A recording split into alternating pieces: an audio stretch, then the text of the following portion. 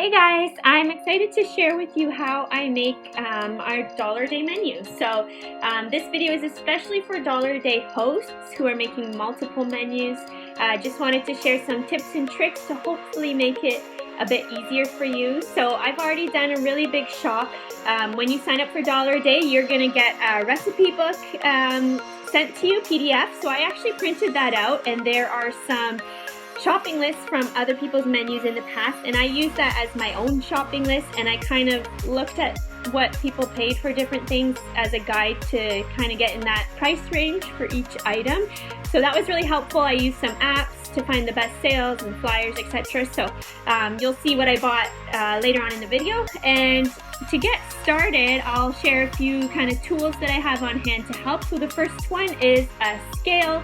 I bought this, I think it was $4 or something 4 years ago for the first ever Dollar a Day, and it's super helpful as you try to calculate each penny for your menu. So having a measuring scale is really important for making your boxes. The other thing I have on hand is a calculator. I know you can just use it on your phone, but for me, sometimes it's hard with all the apps going on my phone.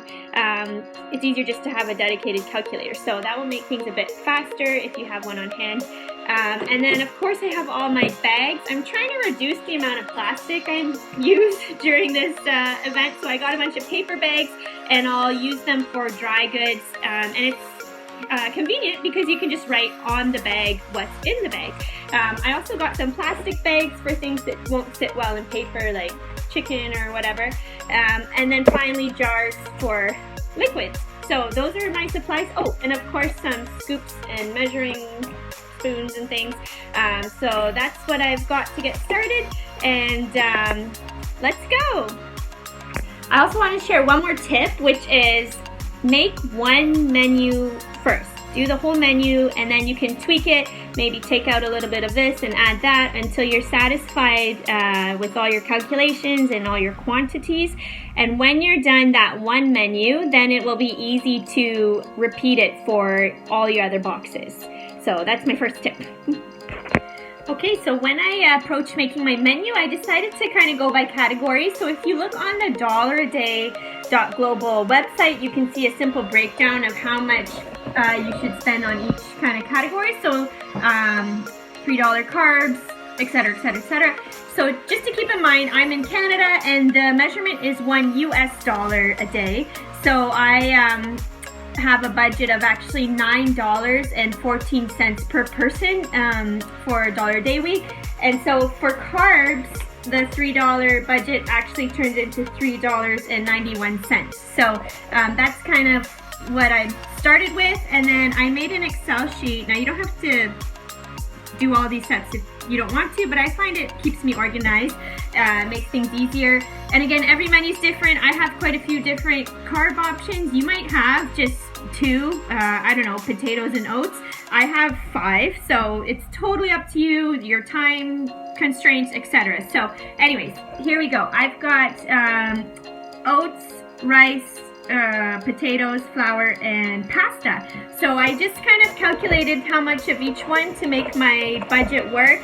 I have 8 pounds of potatoes, about 3 or 3.5 cups of everything else, and so people can have a variety. Maybe one day they'll have pasta, one day they'll have rice, every day they'll have potatoes. Just joking, but anyways, figure out what works for you. By the time I finished calculating everything, I decided to decrease the amount of potatoes per person and increase the amount of pasta.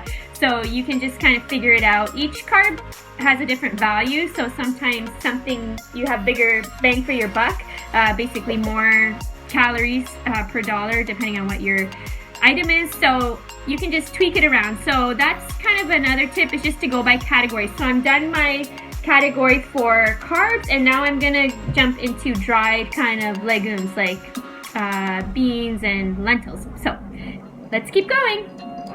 Okay, so I just powered through making the rest of the menu, and as you can tell, some time has passed. It takes a while to do all the calculations. Make sure you keep all your receipts on hand to kind of flip through and refer to them.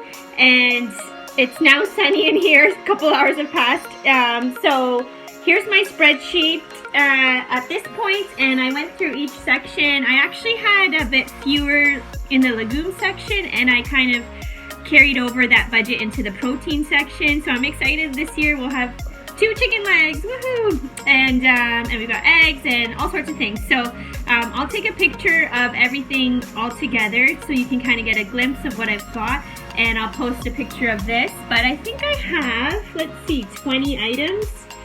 And one other item that I'm really excited about this year is cookies. Never had cookies before, but I found this huge pack of like, I don't know, Maria cookies. So people get 3 cookies a day, which is pretty special for $1 a day. And yeah, honestly, it just takes time. It takes a lot of math. I've been using this like crazy, and now I'm done. So I'll take a picture of the final product or final collection of items, and now my job is just to repeat my calculations. I've done all the kind of math. Now I just have to measure and weigh and make the rest of my boxes. So yeah, feel free to message me if you have any questions, or if you're having trouble with something. It is a hard job to make your $1 a day menu. So a special shout out and thank you to the hosts who are making multiple menus for multiple people. You guys are amazing, and I'm so excited for our $1 a day week, which is gonna start on September 27th.